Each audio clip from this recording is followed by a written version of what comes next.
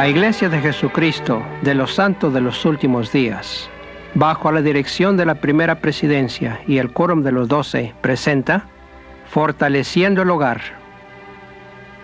Un mensaje del presidente Harold B. Lee.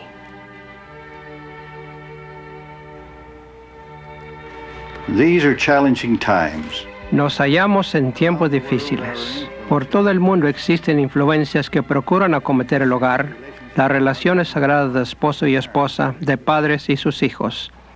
La misma influencia perniciosa tienen por delante nuestros miembros adultos de la Iglesia que no están casados. Cuán afortunados somos en poder tener en medio de todo esto las enseñanzas de nuestro Señor y Salvador Jesucristo que dirige la Iglesia. Son nuestras sus palabras y las de sus profetas para ayudar a fortalecer nuestros hogares y traer a ellos mayor paz y felicidad. No hay ningún otro pueblo sobre la faz de la tierra que yo sepa que tenga los altos conceptos del matrimonio y del carácter sagrado del hogar que poseen los santos de los últimos días. En una revelación dada en nuestra época, el Señor dijo: el matrimonio es instituido de Dios para el hombre. Por lo tanto, es lícito que tenga una esposa, y los dos serán una carne, y todo esto para que la tierra cumpla el objeto de su creación. Sin embargo, se ven evidencias inequívocas de que los mismos peligros que andan por el mundo se hallan entre nosotros tratando de destruir esta institución dada de Dios que es el hogar. He tenido el privilegio en el curso de los años visitar con otra de las autoridades generales algunos de los hogares más agradables de nuestros miembros. Y es en estas visitas que he observado algunas cosas que deseo mencionaros, ya que sugieren los elementos que contribuyen a la fuerza y la felicidad en el hogar. Si yo fuera a señalar la primera cosa que siempre me impresiona en los hogares de nuestro buenos santos de los últimos días, yo diría que es el amor por los niños y el deseo de tenerlos.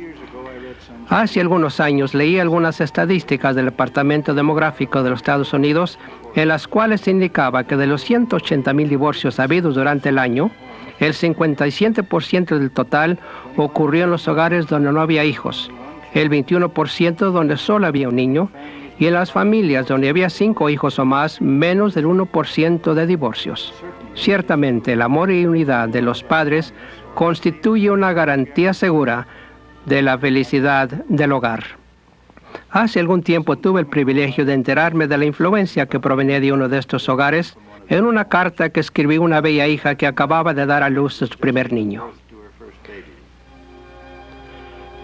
La criatura había llegado en las primeras horas de la mañana, y ya entrada la tarde, la madre se hallaba en un estado meditativo, y en medio de sus reflexiones había escrito a su familia. En su carta se refirió primero a sus impresiones y sentimientos en cuanto al milagro de la maternidad, cómo se sentía privilegiada por haber participado en esa grande y maravillosa creación.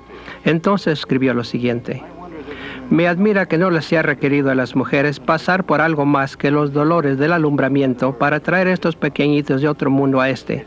Me parece tan adecuado que nosotras, por medio del dolor, nos veamos obligadas a introducirnos en otra esfera por lo menos unos cuantos minutos para poder en cierto modo traer a nuestro niño de la mano a este mundo nuevo. Me hace recordar las palabras de un joven a su prometida y la respuesta que ella le dio cuando le propuso aplazar su matrimonio por falta de fondos. Le dijo en son de broma: creo que probablemente todo lo que podré prometerte es una choza en la campiña. Y ella contestó: por mi parte estoy conforme. Entonces, si es que logramos algo más, será de los dos y no solamente tuyo. Estoy pensando en la madre que, bendecida con una familia de mujeres jóvenes, se arrodillaba todas las noches y rogaba a Dios que en algún lugar hubiera una madre que estuviese criando hijos dignos de ser los esposos de sus hijas. Sucedió que las hijas finalmente se casaron.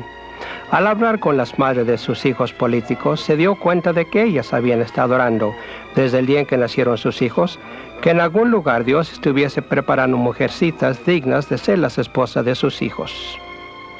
Os digo, hermanos y hermanas, que estos nobles conceptos del hogar, la familia y las responsabilidades del hogar y la familia constituyen garantías seguras de un hogar feliz. Hace algún tiempo visité a una madre que había criado una familia sobresaliente. Hablamos acerca de las cosas que le habían ayudado a conservar a su familia en la vía recta y me dijo esto: hermano Lee, lo convertí en regla cuando nacieron mis hijos, que iba a tener el mayor contacto que me fuera posible con mis hijos en el hogar. Siempre estaba allí cuando salían para la escuela.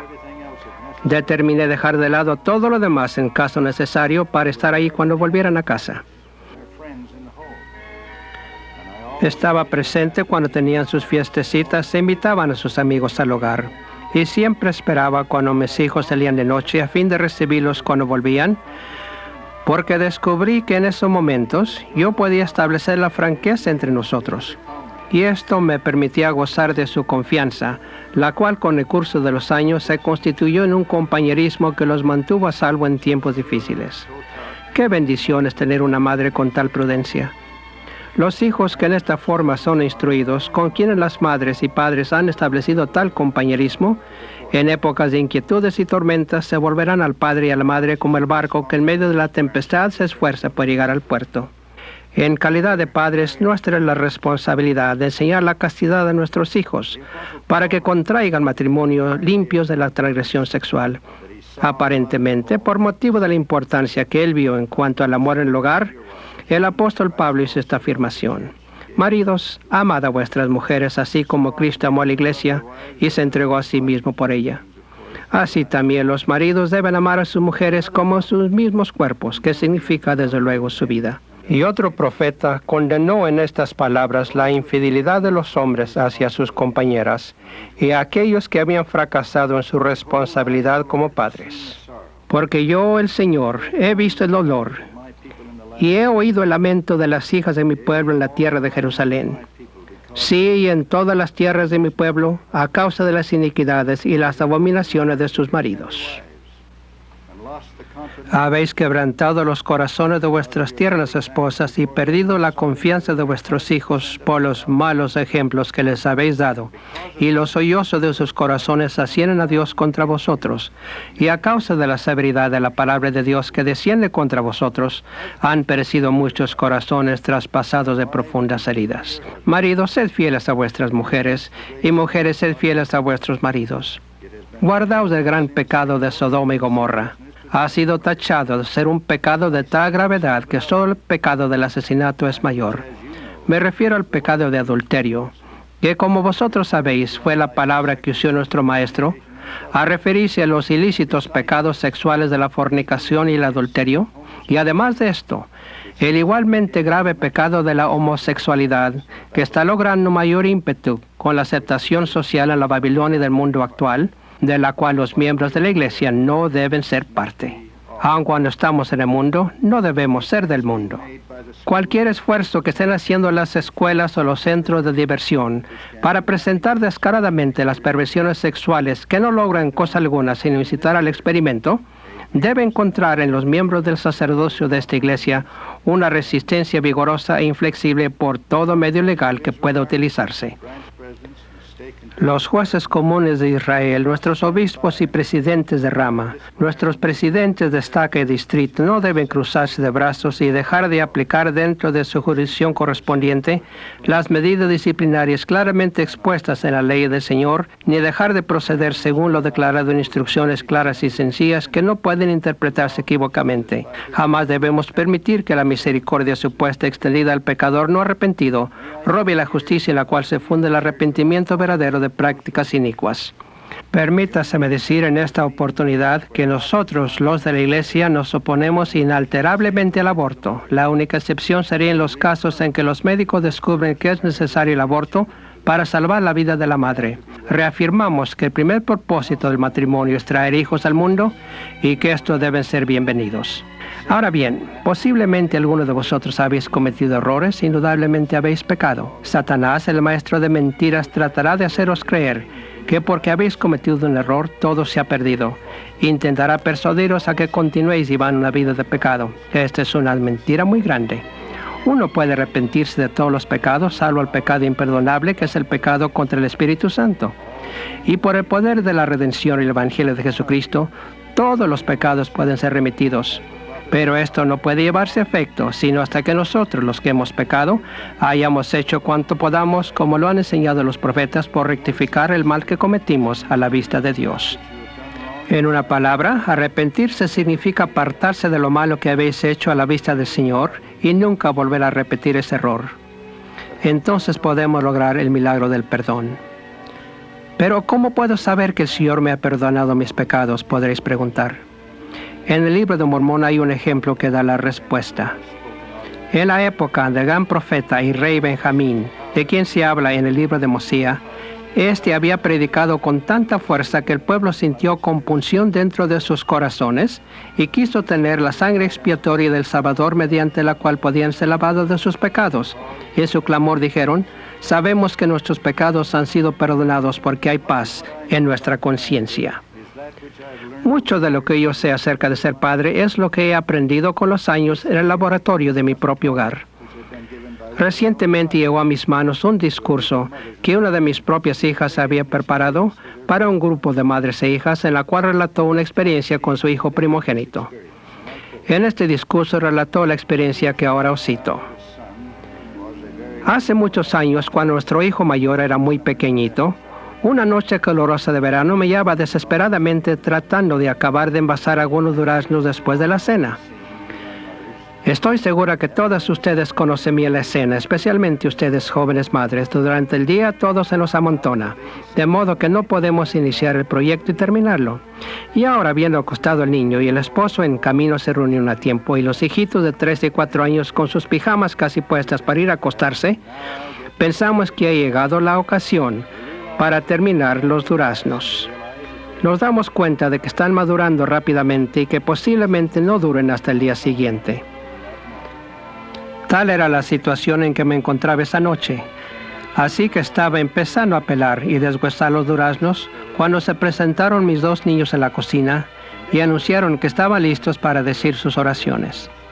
En mi afán, y no queriendo verme interrumpida por la 100ª vez, les dije en el acto: miren, niños, ¿por qué no van y dicen sus oraciones solos esta noche? Y mamá podrá seguir trabajando con estos duraznos. Pero David, el mayorcito, plantó sus pequeños pies firmemente delante de mí y preguntó sin la menor aspereza: pero mami, ¿qué es más importante, las oraciones o los duraznos? Poco comprendí entonces, como joven madre y esposa atareada, que en mi vida futura surgirían muchos dilemas semejantes que yo tendría que encarar, grandes y pequeños, al desempeñar este papel de esposa y madre en mi hogar, y que mi éxito en esta responsabilidad dependería de la manera en que yo pudiera resolver los problemas. Tal fue mi alternativa en esta ocasión, y como yo lo veo, tal es vuestra alternativa hoy como esposas y madres. La manera en que la resolvamos es la cuestión importante en nuestras vidas. ¿Qué lección en cuanto a la precedencia le enseñó a su madre ese pequeñito? La oración debe venir antes que los duraznos. Ahora bien, maridos, recordad que la parte más importante de la obra del Señor que jamás realicéis será la obra que podáis efectuar dentro de los muros de vuestro propio hogar. La orientación familiar, la obra del obispado y otros deberes, todos son importantes, pero el de mayor importancia es el que está dentro de los muros de vuestro propio hogar. Y vosotras, esposas, quisiera suplicaros que procuréis comprendernos, hombres tercos, testarudos, a veces descuidados e irreflexivos que somos. No procuraréis de cuando en cuando penetrar esa aspereza, esa corteza exterior, y continuar diciéndonos que os comprendéis, que deseáis ayudar y que queréis ser parte de nuestras vidas. No deis lugar a que vuestro marido diga, y lo diga de corazón: mi esposa no aprecia lo que yo hago. No le importa. Y en igual manera, vosotros maridos, no deis lugar a que vuestra compañera se queje de que ninguna expresión de agradecimiento recibe por todo su sacrificio y servicio. Tal resentimiento dentro de vuestros corazones algún día puede hacer explosión. De modo que os suplico que pongáis el fundamento sobre un cimiento sólido y firme de amor, confianza y fe. Comenzad el día con una oración familiar. Arrodillaos juntos antes de acostaros. Tal vez hubo durante el día alguna aspereza, y la mejor manera de allanarla es arrodillarse juntos en oración. No dejéis de enseñar a vuestros pequeñitos en sus tiernos años la oración familiar. Tened cuidado de hacerlo. Algunos de vosotros no tenéis actualmente un compañero o compañera en vuestro hogar. Algunos habéis perdido a vuestra esposa o esposo, y algunos quizá no habéis encontrado todavía un compañero. En vuestras filas se hallan algunos de los miembros más nobles de la Iglesia, miembros fieles y valientes que se están esforzando por vivir de acuerdo con los mandamientos del Señor, por ayudar a edificar el reino sobre la tierra y servir a vuestros semejantes. Es tanto lo que la vida os ofrece.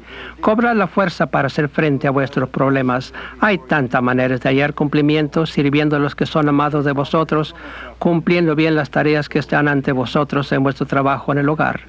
La Iglesia os ofrece tantas oportunidades de ayudar almas, comenzando por la vuestra, a encontrar el gozo de la vida eterna. No dejéis que la autoconmiseración o la desesperación os aparte del curso que sabéis es el recto. Tornad vuestros pensamientos a prestar servicio a otros. Para vosotros tienen significado particular las palabras del Maestro. El que halle su vida la perderá, y el que pierde su vida por causa de mí la hallará. También estas palabras del rey Benjamín. He aquí, os digo estas cosas para que aprendáis sabiduría, para que sepáis que cuando os halláis en el servicio de vuestros semejantes, solo estáis en el servicio de vuestro Dios.